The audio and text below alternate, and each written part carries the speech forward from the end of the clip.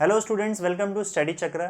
तो स्टूडेंट्स, हम इस वीडियो में बात करेंगे इलेक्ट्रिक फ्लक्स के बारे में। तो देखते हैं इलेक्ट्रिक फ्लक्स क्या होता है। देखो, लास्ट वीडियो में हम लोग ने इलेक्ट्रिक फील्ड लाइंस के बारे में बात किया था। इलेक्ट्रिक फील्ड लाइंस जो है वो इलेक्ट्रिक फील्ड को रिप्रेजेंट करता है। तो हमने ये देखा था, उसकी एक प्रॉपर्टी थी कि अगर आपको ये पता करना है कि इलेक्ट्रिक लाइंस ऑफ मतलब इलेक्ट्रिक फील्ड किसी पॉइंट पे स्ट्रांग है या वीक है, तो आप इलेक्ट्रिक फील्ड लाइंस को देखो। अगर इलेक्ट्रिक फील्ड लाइंस नज़दीक होंगे एक दूसरे के, क्राउडेड होंगे कहीं पे, तो वहाँ पे इलेक्ट्रिक फील्ड जो होगा वो स्ट्रांग होगा। और अगर ये इलेक्ट्रिक लाइंस ऑफ फोर्स जो है वो अगर थोड़े से सेपरेटेड होंगे, एक दूसरे से दूर होंगे, तो हम बोल सकते हैं कि वहाँ पे इलेक्ट्रिक फील्ड जो है वो वीक है। जैसे यहाँ पे देखा था हमने कि यहाँ पे electric lines of force separate हो गए एक दूसरे से, तो यहाँ पे इलेक्ट्रिक फील्ड वीक हो गया। आप नज़दीक में जाओगे तो electric lines of force crowded हो गए, तो यहाँ पे इलेक्ट्रिक फील्ड जो है वो स्ट्रांग है। यहाँ पे स्ट्रांग है, यहाँ पे वीक है। और दूर जाओगे तो और वीक हो जाएगा, लाइंस ऑफ फोर्स और सेपरेट हो जाएंगे। तो एक्चुअली में यहाँ पे प्रॉब्लम ये था कि अगर आप अलग अलग जगह को कंपेयर करोगे तो आप सिर्फ इतना बोल सकते हो कि इलेक्ट्रिक फील्ड यहाँ पे स्ट्रांग है, यहाँ पे वीक है, यहाँ पे और वीक है, यहाँ पे और वीक है। और लाइंस ऑफ फोर्स जो है वो लाइंस ऑफ फोर्स यहाँ पे बहुत नज़दीक है, यहाँ पे दूर हो गए, यहाँ पे और दूर हो गए, यहाँ पे और दूर हो गए। तो लाइंस ऑफ फोर्स कितने दूर हैं या कितने नज़दीक हैं, इसको हमको क्वांटिफाई करना था, मेजर करना था। तो लाइंस ऑफ फोर्स एग्जैक्टली कितने नज़दीक है और एग्जैक्टली कितने दूर है, इस बात का जो है उसका हमको मेजरमेंट करना था। और फिर हमने क्या किया, ये इलेक्ट्रिक फ्लक्स का कॉन्सेप्ट इंट्रोड्यूस किया। अब इलेक्ट्रिक फ्लक्स हम किसी भी एरिया के थ्रू निकालते हैं, ठीक है। अगर मैं सपोज करो एक एरिया यहाँ पे ड्रॉ कर दूँ, तो आपको करना क्या है, अगर मैंने आपसे ये पूछा कि आप इस एरिया के थ्रू कितना इलेक्ट्रिक फ्लक्स पास हो रहा है, इलेक्ट्रिक फ्लक्स को हम फाई से रिप्रेजेंट कर रहे हैं, इस एरिया के थ्रू कितना इलेक्ट्रिक फ्लक्स पास हो रहा है, अगर ये हमको कैलकुलेट करना है तो इसका तरीका ये है, या इलेक्ट्रिक फ्लक्स का डेफिनेशन ये है कि number of electric field lines passing through the given area perpendicular to the surface. मतलब किसी भी सरफेस के थ्रू कितने लाइंस ऑफ फोर्स उसके परपेंडिकुलर पास हो रहे हैं, वो आपको इलेक्ट्रिक फ्लक्स बताएगा। तो अब यहाँ पे जैसे मान लो अगर बहुत ज़्यादा number of lines of force pass हो रहे हैं, या फिर आप समझ लो कि लाइंस ऑफ फोर्स बहुत ही क्राउडेड है, तो अगर बहुत ही क्राउडेड है तो इस एरिया के थ्रू बहुत ज़्यादा लाइंस ऑफ फोर्स परपेंडिकुलर पास होंगे। आपको वही लाइंस ऑफ फोर्स देखना है, आपको जो एरिया के परपेंडिकुलर हो। तो यहाँ आप देखोगे तो एरिया के परपेंडिकुलर अगर मान लो लाइंस ऑफ फोर्स बहुत ज़्यादा पास हो रहा है, इसका मतलब लाइंस ऑफ फोर्स बहुत नज़दीक है और उस पॉइंट पे आपका इलेक्ट्रिक फील्ड स्ट्रांग है, राइट। अगर मान लो उसी सेम एरिया के थ्रू लाइंस ऑफ फोर्स जो है वो बहुत कम पास हो रहे हैं, इसका मतलब लाइंस ऑफ फोर्स सेपरेटेड है, और सेपरेटेड है इसका मतलब वहाँ पे उस रीजन में इलेक्ट्रिक फील्ड वीक है। तो ये जो फ्लक्स, हम सीधा सीधा कह सकते हैं कि अगर मान लो मैं दो रीजन को कंपेयर करूं तो यहाँ पे फ्लक्स काफ़ी ज़्यादा मिलेगा आपको, क्योंकि number of lines of force passing normally, बोलते हैं नॉर्मल का मतलब होता है perpendicular, passing normally through the given area is nothing but flux. तो यहाँ पे आप देखोगे लाइंस ऑफ फोर्स बहुत ज़्यादा पास हो रहे हैं, लाइंस ऑफ फोर्स बहुत नज़दीक हैं एक दूसरे के, क्राउडेड है, तो यहाँ पे इलेक्ट्रिक फील्ड स्ट्रांग होगा। यहाँ पे दूर हो गए तो यहाँ पे इलेक्ट्रिक फील्ड हो गया, और यहाँ पे फ्लक्स कम है, इस एरिया के थ्रू फ्लक्स कम है। तो हम फ्लक्स के जरिए लाइंस ऑफ फोर्स कितना नज़दीक है या कितना दूर है, उस पॉइंट पे फील्ड स्ट्रांग है या वीक है, ये बताने की कोशिश करते हैं। तो आप क्लियरली देखोगे कि अगर यहाँ पे मैं कोई एरिया रखूँ और यहाँ से अगर मैं फ्लक्स कैलकुलेट करूँ तो बहुत कम number of lines of force इससे पास होंगे, यहाँ का फ्लक्स कम होगा और यहाँ पे इलेक्ट्रिक फील्ड जो है वो वीक होगा, क्योंकि फ्लक्स कम है, लाइंस ऑफ फोर्स सेपरेटेड है। अगर यही सेम एरिया में उठा के यहाँ रख दूँ तो यहाँ पे देखो आपका जो number of lines of force जो इसके थ्रू पास होगा वो ज़्यादा हो जाएगा, आपका फ्लक्स ज़्यादा हो जाएगा। इसका मतलब फ्लक्स ज़्यादा है मतलब लाइंस ऑफ फोर्स काफ़ी नज़दीक है और यहाँ पे फील्ड स्ट्रांग है, समझे। लेकिन देखो गड़बड़ यहाँ पे ये है कि हम परपेंडिकुलर लाइंस ऑफ फोर्स अगर गिनने चले जाए तो लाइंस ऑफ फोर्स तो इमेजिनरी कॉन्सेप्ट है। आप एक सरफेस एरिया के थ्रू हजारों करोड़ों या फिर infinite number of lines pass कर सकते हो, तो लाइंस ऑफ फोर्स को गिना कैसे जाए? लाइंस ऑफ फोर्स तो एक इमेजिनरी कॉन्सेप्ट है, वो इनफाइनाइट हो सकता है। तो हमने उसको फाइनाइट बनाने के लिए क्या किया, एक मैथमेटिकल डेफिनेशन दिया। मैथमेटिकल डेफिनेशन हमने कैसे दिया वो देखो। जैसे मान लो एक कांस्टेंट इलेक्ट्रिक फील्ड है आपके सामने, ठीक है, कांस्टेंट इलेक्ट्रिक फील्ड यहाँ पे मैं पास कर रहा हूँ। अब इस कांस्टेंट इलेक्ट्रिक फील्ड में सारे लाइंस ऑफ फोर्स जो है वो पैरेलल है और आगे की ओर जा रहा है। और यहाँ पे मैं एक एरिया बना देता हूँ, एक एरिया यहाँ पे बनाता हूँ और एक एरिया मैं यहाँ पे बनाता हूँ, ठीक है। और देखो इस एरिया के सारे लाइंस ऑफ फोर्स जो है वो परपेंडिकुलर है, आपको गिनना है सबको। और हम यहाँ पे फ्लक्स कैलकुलेट करने की कोशिश करते हैं ना। सेम चीज़ यहाँ पे देखो, मैं ये सेम एरिया अगर सपोज करो यहाँ पे बनाऊँ और लाइंस ऑफ फोर्स जो आपके हैं वो कुछ ऐसे होंगे, तब ये दो सिचुएशन को देखते हैं यहाँ पे। और हम यहाँ पे जो आपका फ्लक्स है, इलेक्ट्रिक फ्लक्स है, उसका मैथमेटिकल डेफिनेशन तैयार करने की कोशिश करते हैं। तो एरिया है, ये एरिया आपके इलेक्ट्रिक लाइंस ऑफ फोर्स के परपेंडिकुलर है। अब देखो मुझे एक बात बताओ कि जो भी number of lines of force pass होंगे यहाँ पे, number of lines of force perpendicular to this surface, जिसको हमने फ्लक्स बोला, ये फ्लक्स किस चीज़ पे डिपेंड करेगा? अगर फ्लक्स ज़्यादा है या फ्लक्स कम है, ये किस बात पर डिपेंड करेगा?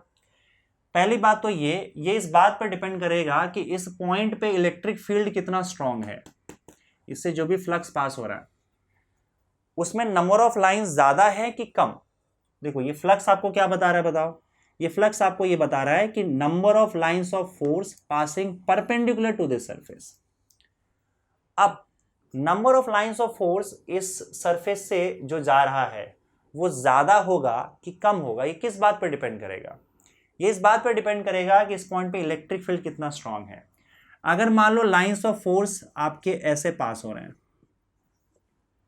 और लाइंस ऑफ फोर्स आपके ऐसे पास हो रहे हैं, जो मैंने दो केस बताया है, तो ऑब्वियस सी बात है यहाँ पे लाइंस ऑफ फोर्स सेपरेटेड है, यहाँ पे इलेक्ट्रिक फील्ड जो है वो काफ़ी वीक होगा और यहाँ पे इलेक्ट्रिक फील्ड जो है वो काफ़ी स्ट्रांग होगा। तो किसी भी सरफेस पे, जैसे मैंने ये एरिया कंसिडर किया, अगर यहाँ पे इस रीजन में इलेक्ट्रिक फील्ड बहुत ही स्ट्रांग है तो जाहिर सी बात है कि वहाँ पे लाइंस ऑफ फोर्स बहुत क्राउडेड होंगे और बहुत सारा लाइंस ऑफ फोर्स पास होगा और आपका फ्लक्स ज़्यादा हो जाएगा। इसका मतलब आपका फ्लक्स या जो number of lines of force इससे पास हो रहा है, it is directly proportional to electric field. जितना ज़्यादा इलेक्ट्रिक फील्ड होगा उतना ही ज़्यादा ये नंबर होगा और उतना ही ज़्यादा ये फ्लक्स होगा। अगर कम है तो फ्लक्स भी कम हो जाएगा। तो इलेक्ट्रिक फील्ड यहाँ पे वीक है कि स्ट्रांग है? अगर वीक है तो फ्लक्स भी कम होगा, स्ट्रांग है तो फ्लक्स भी ज़्यादा होगा। क्लियर है? तो आपका फ्लक्स इलेक्ट्रिक फील्ड के प्रोपोर्शनल है। दूसरी बात, आपका number of lines of force इससे ज़्यादा पास हो रहा है कि कम पास हो रहा है, वो एक और चीज़ पे डिपेंड करता है इलेक्ट्रिक फील्ड के अलावा, कि आपने एरिया कितना बड़ा लिया है। मान लो मैंने एरिया बड़ा ले लिया तो उसमें 1 2 3 4 5 6 लाइंस पास होंगे, फ्लक्स ज़्यादा हो जाएगा आपका, क्योंकि आपका number of lines of force ज़्यादा हो गया। फ्लक्स में हम number of lines of force ही तो गिन रहे हैं। अगर मान लो आपने छोटा सा ही एरिया कंसिडर किया है तो आपके number of lines of force भी देखो कम हो जाएंगे, 1 2 3 4 ही है। तो इसका मतलब जितना बड़ा एरिया उतना ही ज़्यादा फ्लक्स। फ्लक्स मतलब number of lines of force गिन रहे हैं हम लोग। तो आपका जो फ्लक्स है वो इलेक्ट्रिक फील्ड पे डिपेंड करता है, जितना ज़्यादा इलेक्ट्रिक फील्ड उतना ही ज़्यादा फ्लक्स, और आपने कितना बड़ा एरिया लिया है उसके भी डायरेक्टली प्रोपोर्शनल है।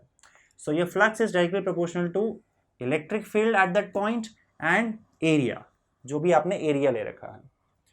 तो यहाँ पे एक प्रोपोर्शनैलिटी कांस्टेंट आएगा और हमने इस प्रोपोर्शनैलिटी कांस्टेंट को 1 ले लिया, ताकि आपका फ्लक्स का फॉर्मूला क्या बन गया, E into A, that is electric field multiplied by area. यही आपका फ्लक्स का फॉर्मूला है। अच्छा, यहाँ पे एरिया जो है वो तुम्हारे बुक में एस लेके रखा हुआ है। सो डजेंट मैटर आप एस ले रहे हो या फिर ए ले रहे हो, इससे फ़र्क नहीं पड़ता है। मान लो हमने एस ले लिया तो area into electric field into area, electric field into area, यही आपका फ्लक्स का फॉर्मूला है। मतलब ये कि इलेक्ट्रिक फील्ड का वैल्यू इस एरिया पे जितना है, इस रीजन में जितना है वो ले लो और इसका जो भी एरिया है वो इसको मल्टीप्लाई कर दो। मान लो इन दोनों को मल्टीप्लाई करने पर 1500 आया, तो हम ऐसा मान लेंगे किसके through 1500 lines of force perpendicular pass हो रहे हैं, समझे। तो ये नंबर आपका फाइनाइट आ गया। तो अब आप लाइंस ऑफ फोर्स गिन के तो नहीं बैठोगे, डेफिनेशन है अपना वो तो ठीक है, लेकिन हम फ्लक्स जो है वो कैलकुलेट करेंगे मैथमेटिकली हमेशा, और वो इस फॉर्मूले से कैलकुलेट करेंगे, electric field multiplied by area. S में फिर बोल रहा हूँ क्या है, एरिया है, electric field multiplied by area. अब यहाँ पे देखो गड़बड़ क्या हो सकता है, देखो जरूरी नहीं है कि आपने जो भी एरिया कंसिडर किया है वो इलेक्ट्रिक फील्ड के परपेंडिकुलर हो, ठीक है। जैसे मान लो एक एग्जांपल देखते हैं कि अगर इलेक्ट्रिक फील्ड यहाँ से जो पास हो रहा है इस पॉइंट पे, इसको मैं हटा देता हूँ, ये जो इलेक्ट्रिक फील्ड है, ये इलेक्ट्रिक फील्ड का वैल्यू कांस्टेंट है, मान लेते हैं कि इलेक्ट्रिक फील्ड का वैल्यू 10 न्यूटन पर कूलम है, और ये जो एरिया हमने ले रखा है, ये एरिया जो है वो 20 मीटर स्क्वायर है। तो अगर मैं आपको सपोज करो बोलो कि भाई चलो इसका फ्लक्स निकालो, तो क्या निकालोगे, एरिया मतलब यहाँ पे एस ले लेंगे। तो फ्लक्स सिंपल सा है भाई, फ्लक्स कैसे निकलेगा बताओ, phi is equal to area multiplied by electric field. तो E का वैल्यू कितना है 10, एरिया कितना दिया हुआ है 20, कितना हो जाएगा 200। अच्छा फ्लक्स का यूनिट क्या होगा बताओ, जो E का यूनिट होगा और S का यूनिट होगा, E का यूनिट है न्यूटन पर कूलम, और S क्या है आपका एरिया है, मतलब मीटर स्क्वायर। तो आप फ्लक्स का यूनिट लिख सकते हो Newton metre square per coulomb. तो यहाँ पे वो चीज़ भी लिख देता हूँ मैं, that is SI unit of flux is newton metre square per coulomb. पर मैंने आपको इलेक्ट्रिक फील्ड का एक और यूनिट बताया था, वोल्ट पर मीटर। अगर इस यूनिट के हिसाब से जाओगे तो इलेक्ट्रिक फील्ड का यूनिट हो गया वोल्ट पर मीटर, और एरिया का यूनिट होता है मीटर स्क्वायर, तो मीटर मीटर कैंसर, इसका मतलब इसका एक और यूनिट होगा वोल्ट मीटर। तो चाहे वोल्ट मीटर लिखो, राइट, या फिर आप Newton metre square per coulomb लिखो, दोनों एक ही चीज़ है, दोनों ऐसा यूनिट है आपके इलेक्ट्रिक फ्लक्स का। तो चलो इलेक्ट्रिक फ्लक्स आप इस तरीके से कैलकुलेट कर सकते हो, लेकिन हमेशा ज़रूरी नहीं होगा कि आपका जो इलेक्ट्रिक फील्ड है वो एरिया के परपेंडिकुलर होगा, समझे। जैसे मान लो आपने इस एरिया को टेढ़ा कर दिया, ये जैसे इलेक्ट्रिक फील्ड तो है आपका, लेकिन आपका जो एरिया है वो थोड़ा सा टेढ़ा हो गया, ऐसे कर दिया आपने।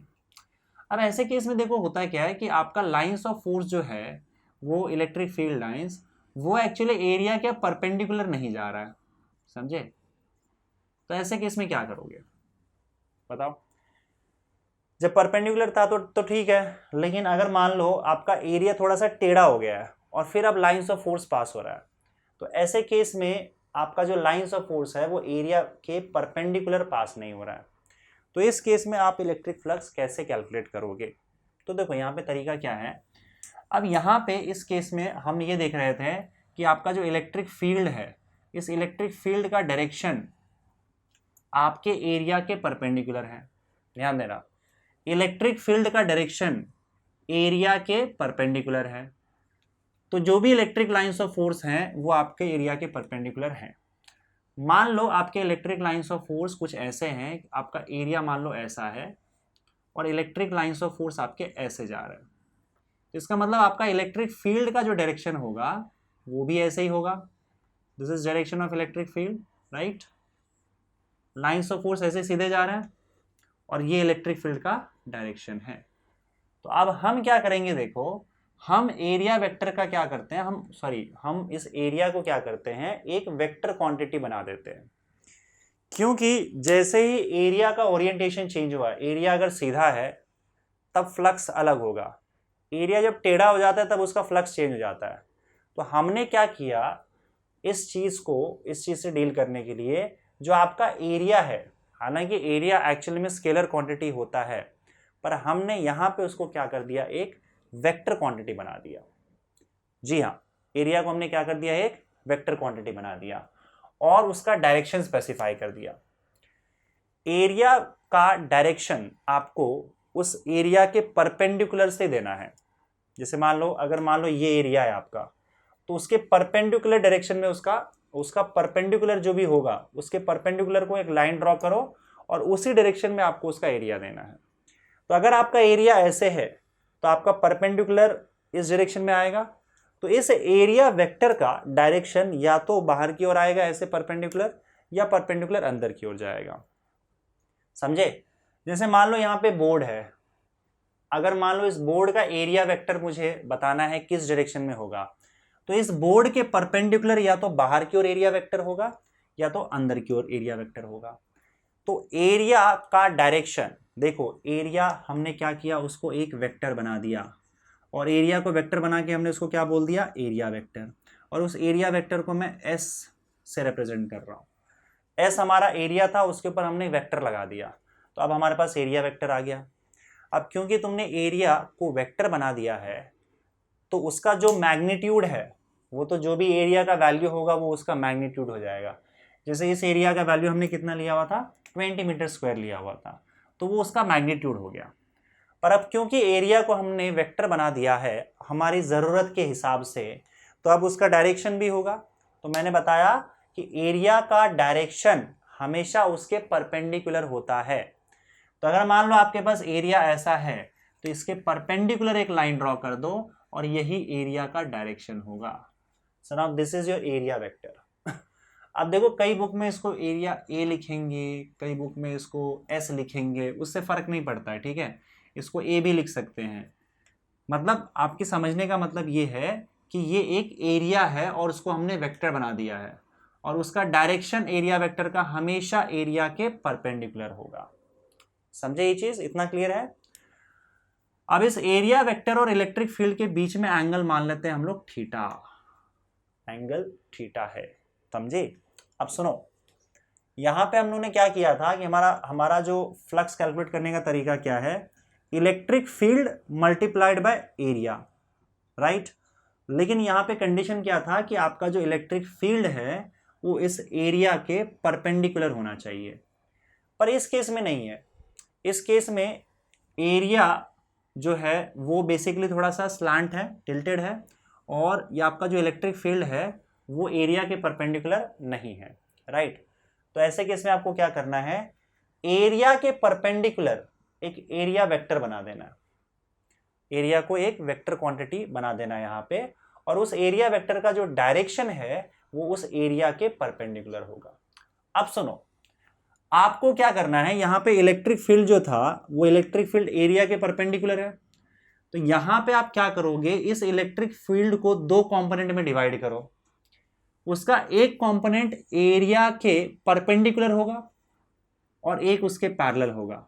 तो हमको यहां पे जब हम फ्लक्स कैलकुलेट करेंगे तो हम क्या करेंगे कि इलेक्ट्रिक फील्ड का वही कंपोनेंट लेंगे जो इस एरिया वेक्टर के परपेंडिकुलर है, क्योंकि फॉर्मूले में ये इलेक्ट्रिक फील्ड जो है, फ्लक्स के फॉर्मूले में वो इलेक्ट्रिक फील्ड एरिया के परपेंडिकुलर था। तो यहां पे भी हमको क्या करना पड़ेगा, इस इलेक्ट्रिक फील्ड का एक ऐसा कंपोनेंट लेना पड़ेगा जो इस एरिया के परपेंडिकुलर हो, और अगर वो एरिया के परपेंडिकुलर होगा तो फिर एरिया वेक्टर के डायरेक्शन में आ जाएगा, समझे। तो फिलहाल हम यहाँ पे क्या करते हैं, ये जो एरिया वेक्टर आपने ड्रॉ किया है इसी के लाइन में हम एक एक्सिस मान लेते हैं, this is your x axis, ठीक है। और इस एक्स एक्सिस के परपेंडिकुलर यहां से आपको वाई एक्सिस मानना होगा। और आप क्या करोगे, इलेक्ट्रिक फील्ड को दो कंपोनेंट में डिवाइड कर दोगे।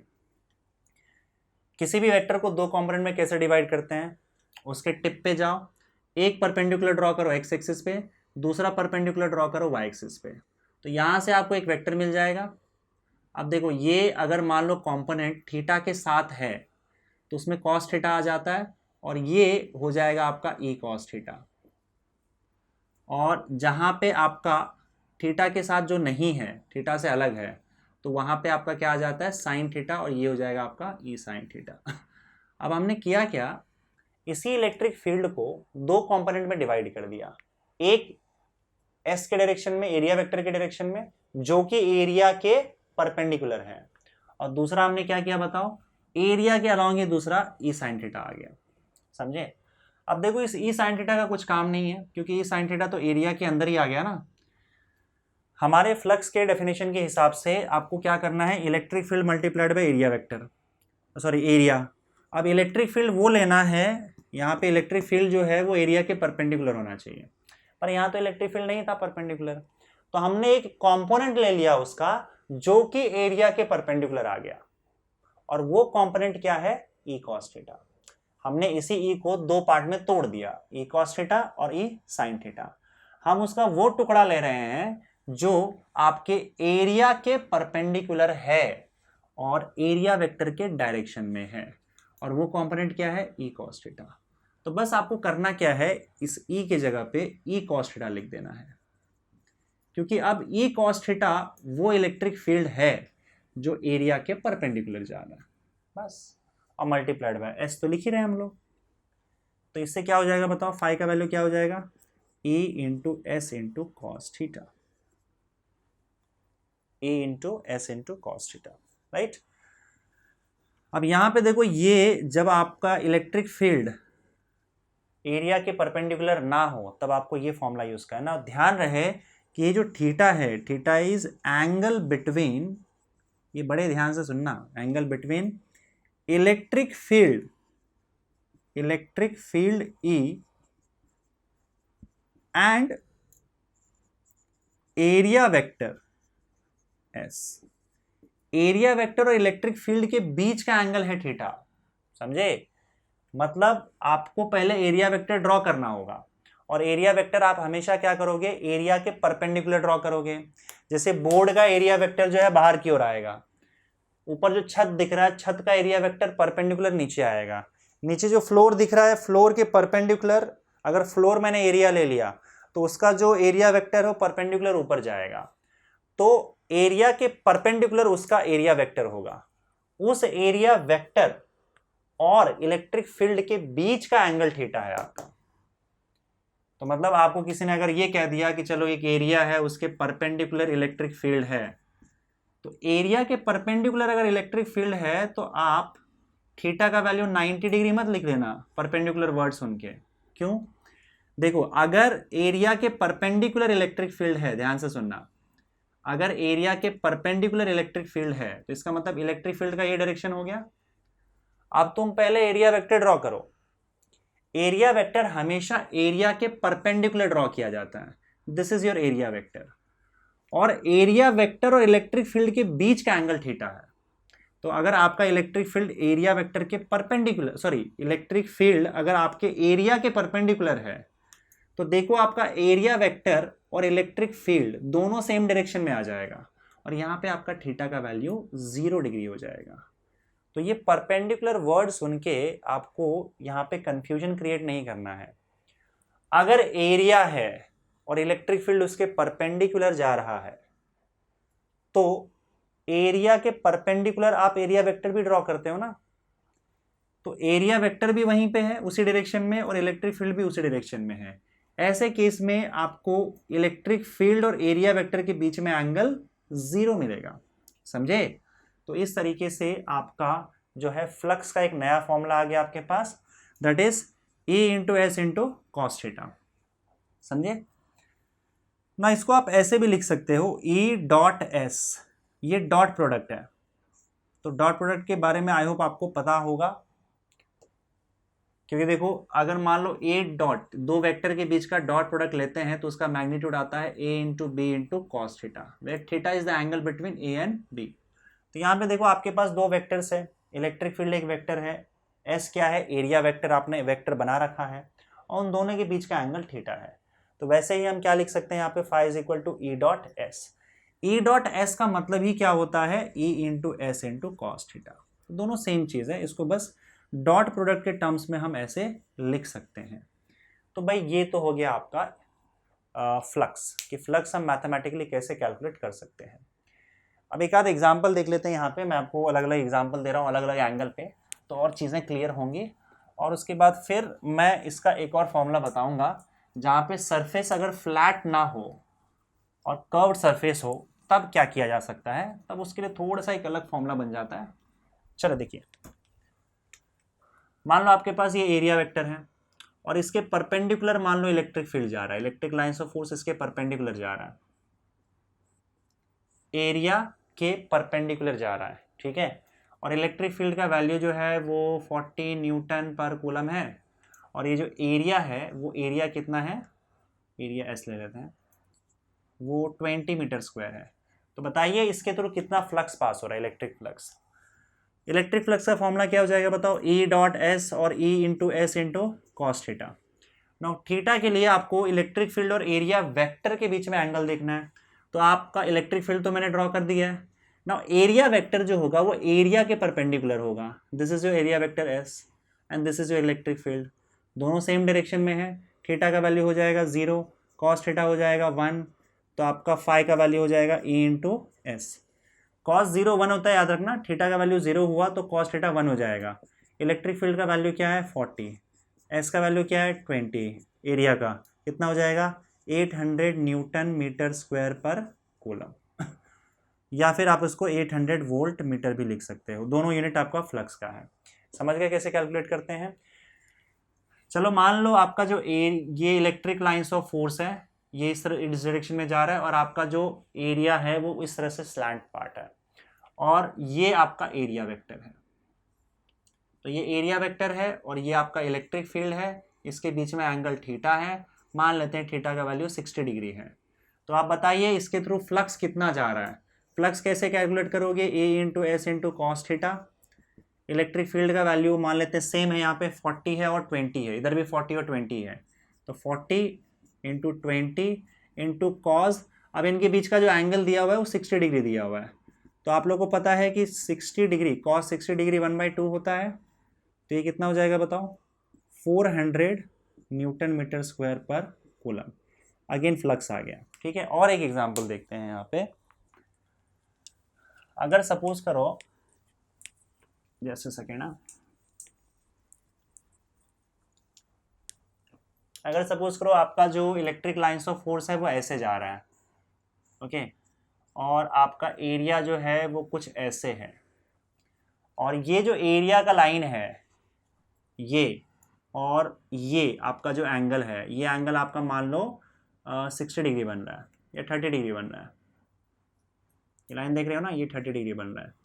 तो ऐसे केस में बताओ कि इसके थ्रू फ्लक्स क्या होगा। अगर इलेक्ट्रिक फील्ड ऐसे जा रहा है और इलेक्ट्रिक फील्ड का वैल्यू 20 न्यूटन पर कूलम है और जो एरिया है वो एरिया को ऐसे रिप्रेजेंट कर रहे हैं 10 मीटर स्क्वायर है, तो बताओ इसके थ्रू फ्लक्स कितना होगा।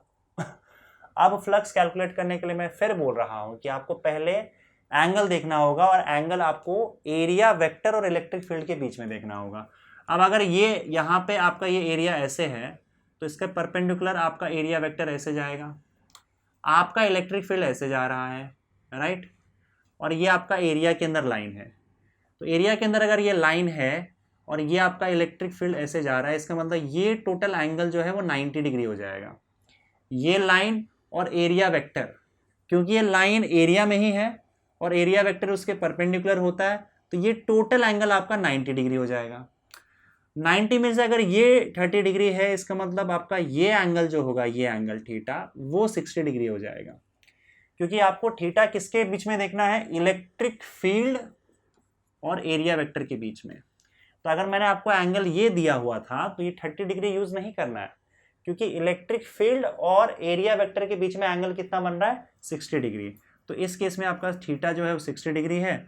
अब उसके बाद तो काम आसान हो जाएगा, E into S into cos theta. Electric field 20, area 10, cos 60 degree, so that is equal to 200 multiplied by cos 60 degree 1/2 होता है, तो ये हो जाएगा 100 newton metre square per coulomb. समझ गए। चलो एक क्वेश्चन और देता हूं मैं यहाँ पे, राइट। यहाँ पे अगर मान लो आपके इलेक्ट्रिक लाइंस ऑफ फोर्स सीधे ऐसे जा रहे हैं और आपका एरिया आपने ऐसे रखा है इस तरीके से। अब इलेक्ट्रिक फील्ड तो ऐसे जा रहा है और अगर आपने ऐसे एरिया को सुला के रखा हुआ है तो इस एरिया का एरिया वेक्टर ऊपर की ओर जाएगा and this is your area vector S. Area vector और इलेक्ट्रिक फील्ड के बीच में एंगल बन रहा है 90 डिग्री। मान लो इलेक्ट्रिक फील्ड का वैल्यू 20 न्यूटन पर कूलम है और आपका एरिया का वैल्यू जो है वो 10 मीटर स्क्वायर है। ऐसे केस में अगर मैं आपको बोलूँ कि फ्लक्स कैलकुलेट करो तो क्या होगा, E into S into cos theta. Electric field का वैल्यू 20, एरिया का वैल्यू 10, कॉस 90 डिग्री, और कॉस 90 डिग्री जो होता है वो 0 होता है, समझे। कॉस 90 डिग्री होता है 0, तो आपका इस बार फ्लक्स 0 है।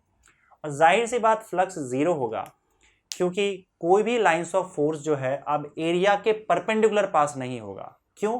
क्योंकि भाई एरिया आपने ऐसे सुला रखा है नीचे और लाइंस ऑफ फोर्स जो है वो ऐसे जा रहा है। तो कोई भी लाइंस ऑफ फोर्स एरिया के परपेंडिकुलर अंदर नहीं घुस रहा है, इसके थ्रू कोई भी लाइंस ऑफ फोर्स नहीं जा रहा है। तो ऐसे केस में हम क्या बोलेंगे कि इसके थ्रू कोई फ्लक्स, इलेक्ट्रिक फ्लक्स पास नहीं हो रहा है इस एरिया के थ्रू। अब मैथमेटिकली भी आपने देख लिया कि आपका फ्लक्स 0 आ रहा है, ठीक है। चलिए अगर मान लो देखो यहाँ पे अगर कोई भी फ्लैट सरफेस हो, हमने सर्कुलर सरफेस लिया था, अगर मान लो ये सरफेस आपका जो है वो स्क्वायर भी होता तब भी फर्क नहीं पड़ता, आपको बस एरिया देखना है। मान लो आपका जो सरफेस होता ये ऐसा होता, फ्लैट सरफेस है, सरफेस एरिया, और ये सरफेस एरिया सर्कुलर है और ये रेक्टेंगुलर है, तो भी क्या करना है आपको, इस रेक्टेंगुलर सरफेस के परपेंडिकुलर लाइन ड्रॉ करना है। ये आपका एरिया वेक्टर और इस डायरेक्शन में आपका इलेक्ट्रिक फील्ड है, और देखो कि इसके बीच में एंगल क्या बन रहा है। इसका जो भी एरिया होगा वो एरिया मान लो 10 मीटर स्क्वायर है, और इलेक्ट्रिक फील्ड का वैल्यू अगर मान लो 50 वोल्ट पर मीटर है या फिर न्यूटन पर कूलम है। अगेन आपका सेम फॉर्मूला, फ्लक्स जो होगा वो क्या होगा, E into S into cos theta, और आपको ये चेक करना है कि ये एंगल कितना है। तो आपका सरफेस का शेप क्या है उससे फर्क नहीं पड़ता है, वो स्क्वायर हो सकता है, रेक्टेंगल हो सकता है, सर्कुलर हो सकता है, आप सेम फॉर्मूला यूज करोगे। बस वो जो भी एरिया है उस एरिया के परपेंडिकुलर एरिया वेक्टर ड्रॉ करो, और एरिया वेक्टर और इलेक्ट्रिक फील्ड के बीच में कितना एंगल है वो देख लो, और इसका जो भी एरिया होगा वो आप एरिया यहाँ पे इस तरह से लिख सकते हो। तो आपका ये फॉर्मूला जो है वो यहाँ पे काम आ जाएगा। पर ये फॉर्मूला सिर्फ और सिर्फ फ्लैट सरफेसेस के लिए वैलिड है। अगर सरफेस फ्लैट है और आप उसका एरिया कैलकुलेट कर सकते हो तो आप ये फॉर्मूला यूज कर सकते हो। लेकिन अगर मान लो कोई सरफेस कर्व्ड है तब क्या करोगे। फॉर एग्जाम्पल जैसे यहाँ पे अगर मैंने आपको बोल दिया कि भाई एक सरफेस ऐसा है, हेमिस्फेरिकल सरफेस है, और यहाँ पे मैंने एक सपोज करो चार्ज रखा हुआ है जिसकी वजह से लाइंस ऑफ फोर्स इसके थ्रू ऐसे जा रहे हैं चार्ज डिस्ट्रीब्यूशन की वजह से। अब इस बार प्रॉब्लम देखो क्या है कि आपका जो सरफेस है वो कर्व्ड सरफेस है, और ये कर्व्ड सरफेस कैसा भी हो सकता है। अब इस कर्व्ड सरफेस में घपला देखो क्या होगा। अगर मैं इस पॉइंट की बात करूं तो इस पॉइंट पे आपका जो एरिया है उस ये पूरा एरिया है, इसमें इलेक्ट्रिक फील्ड तो ऐसे जा रहा है, मान लिया इलेक्ट्रिक फील्ड का जो डायरेक्शन है, sorry electric lines of force ऐसे जा रहे हैं तो इलेक्ट्रिक फील्ड का डायरेक्शन ये होगा। लेकिन अगर आप एरिया वेक्टर देखोगे तो भाई एरिया वेक्टर तो एरिया के परपेंडिकुलर होगा ना, वो एरिया के परपेंडिकुलर यहाँ होगा, और ये आपका एरिया वेक्टर एस होगा, और ये आपका एंगल थीटा होगा। समझे।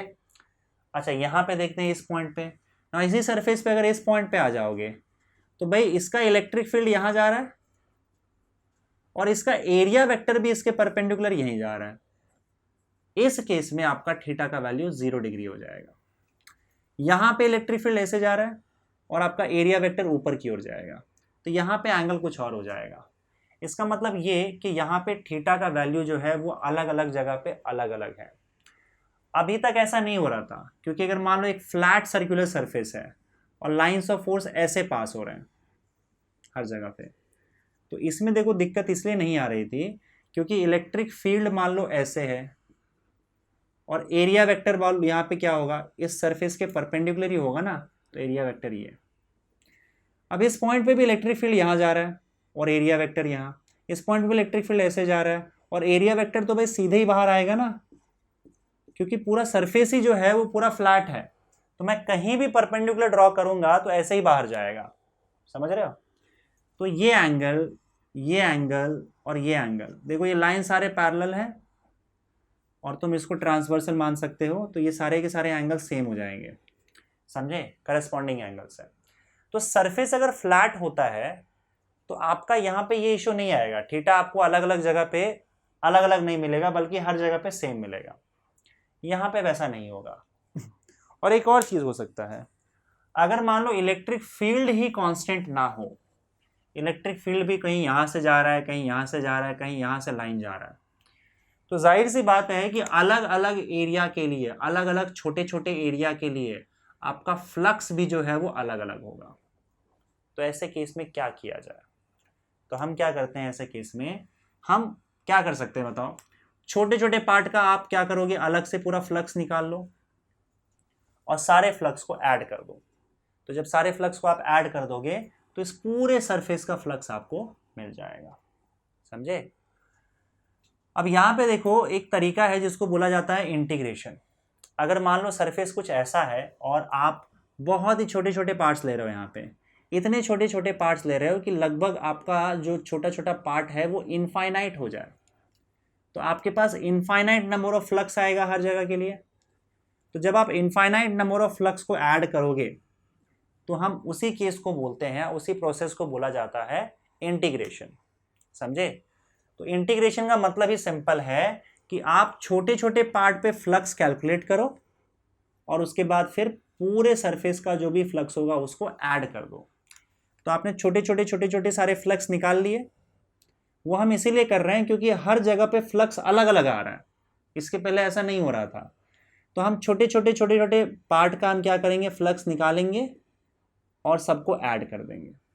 अगर ये छोटा छोटा पार्ट इनफाइनाइट हो जाए, क्योंकि हमने पार्ट बहुत छोटा ले लिया, अगर ये छोटा छोटा पार्ट इनफाइनाइट हो जाए और तब हम सबको ऐड करें तो इसको बोला जाता है इंटीग्रेशन, समझे।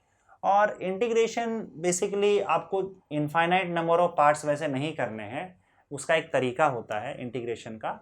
आपको बस क्या करना है, कुछ फॉर्मूला याद करके इंटीग्रेट कर देना है। तो हम इसको लिखते कैसे, देखो अगर मान लो हमारे पास कोई कर्व्ड सरफेस है तो हम क्या करेंगे, एक छोटा सा उसका हिस्सा लेंगे और उसको हम क्या बोलेंगे, उसका जो एरिया होगा उस एरिया को हम ds लिखेंगे। क्या लिखेंगे, ds लिखेंगे। और इस ds को बोला जाता है area vector element. Element word आ गया, इसका मतलब हमने बहुत छोटा सा एरिया वेक्टर लिया हुआ है। अब इस एरिया वेक्टर का अगर आप सपोज करो, देखो यहाँ पे सरफेस आपका ओपन है, तो जब सरफेस ओपन होता है तो आप एरिया वेक्टर का डायरेक्शन बाहर भी ले सकते हो, अंदर भी ले सकते हो, वो सिचुएशन पे डिपेंड करेगा, या फिर जैसा क्वेश्चन में बोला जाएगा उस हिसाब से आपको चूज करना है, राइट। तो यहाँ पे हम ये काम करते हैं, उस डायरेक्शन में एरिया वेक्टर ले लेते हैं और ये एरिया वेक्टर इसके परपेंडिकुलर यहाँ आ जाएगा। क्योंकि इस एरिया का वैल्यू हमने ds लिया हुआ है तो इस एरिया वेक्टर को ds बार से रिप्रेजेंट करते हैं। This is your small area vector, इसको हमने क्या बोल दिया, एरिया वेक्टर एलिमेंट, ओके। और इसका जो भी वैल्यू होगा उसका वैल्यू ds होगा। अब तुम इसका फ्लक्स निकाल लो। मान लो इलेक्ट्रिक फील्ड यहाँ कहीं जा रहा है तो इसका फ्लक्स निकाल लोगे, राइट। और उसका फ्लक्स आपका क्या निकलेगा, E.ds। ये छोटा सा फ्लक्स है जिसको मैं d5 लिख रहा हूँ, बस इसके लिए वो फ्लक्स निकाला है d5, ठीक है। और इसको आप ऐसे भी लिख सकते हो, d5 is equal to a into ds into cos theta. ये हमने छोटा सा इसका फ्लक्स निकाला बस। और ऐसे छोटे छोटे फ्लक्स आप हर जगह निकालोगे और सबको ऐड कर दोगे और उसी प्रोसेस को हम क्या बोलते हैं, इंटीग्रेशन। तो मैं यहाँ पे सिंपल सा लिख देता हूं कि भाई जो टोटल फ्लक्स है पूरे एरिया का, that would be integration of ये छोटा सा फ्लक्स। इस छोटे से फ्लक्स को इंटीग्रेट करने का मतलब है कि आपने क्या किया, ऐसे बहुत से छोटे छोटे फ्लक्स निकाले सारे एरिया के और उसको ऐड कर दिए, उसको हम बोलते हैं इंटीग्रेशन। तो इंटीग्रेशन ऑफ d5 मतलब क्या, ये छोटा सा जो हमने फ्लक्स निकाला था, समझे, and that is equal to integration of d5 का वैल्यू क्या है बताओ, eds cos theta, eds cos theta, okay. Now phi is equal to, इसको आप या तो ऐसे लिख दो या फिर आप इसको ऐसे लिख सकते हो, E.ds, जैसा भी आपको सही लगे, E.ds। तो जब आपका एरिया फ्लैट ना हो और इलेक्ट्रिक फील्ड कांस्टेंट हो या फिर कांस्टेंट ना हो हर जगह पे, तो आपको क्या करना पड़ेगा, इंटीग्रेशन यूज करना पड़ेगा अगर आपको फ्लक्स निकालना है तो इंटीग्रेशन या तो ये यूज कर लो या तो ये यूज कर लो। अब ये इंटीग्रेशन यूज करके फ्लक्स कैसे निकालते हैं ये आपको आगे की वीडियोस में पता चल जाएगा, फिलहाल आपको इस फॉर्मूले को ध्यान में रखना है। तो अगर सरफेस फ्लैट है तो आपका फॉर्मूला सीधा सीधा है फ्लक्स का, क्या बताओ, phi is equal to E into S into cos theta, जहाँ पे थीटा इलेक्ट्रिक फील्ड और एरिया वेक्टर के बीच में एंगल है। सरफेस फ्लैट नहीं है, इलेक्ट्रिक फील्ड कांस्टेंट नहीं है, तो आपका फ्लक्स का जो फॉर्मूला हो जाएगा वो क्या हो जाएगा बताओ, integration of E ds cos theta, ये वाला फॉर्मूला या फिर ये वाला फॉर्मूला, एक ही बात हो गई। ठीक है, तो ये आपका फ्लक्स का रहा फॉर्मूला। अगले वीडियो में हम क्या करेंगे, इलेक्ट्रिक फ्लक्स पे कुछ क्वेश्चन सॉल्व करेंगे जिससे आपकी चीज़ें और क्लियर हो जाए। ठीक है, तो मिलते हैं अगले वीडियो में कुछ क्वेश्चंस के साथ based on electric flux. Okay, thank you.